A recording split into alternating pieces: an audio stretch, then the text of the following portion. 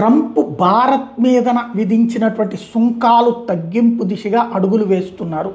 ఈ విషయాన్ని తాజాగా చెప్పుకొచ్చారు. 50% టారిఫ్ని తగ్గించబోతున్నానని, భారతదేశం మీద ఎక్కువ టారిఫ్లు వేసానన్నటువంటి విషయం నిజమే. రష్యన్ ఆయిల్ కొనడం వల్ల ఈ టారిఫ్లు వేసాం.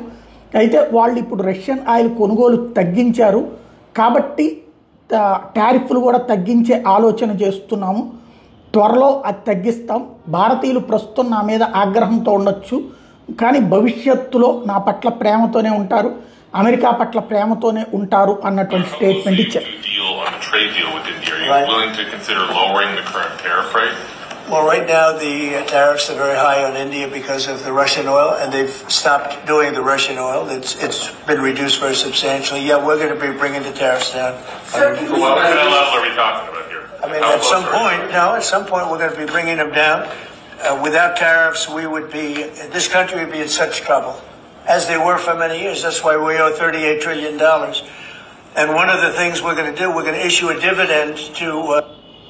అది భవిష్యత్తులో అయితే తప్పదు అన్నటువంటి కోణంలో భారత్తో సంబంధాల మెరుగుదలలో భాగంగా అది జరుగుతుంది అన్నటువంటి లెక్క చెప్పుకొచ్చారు.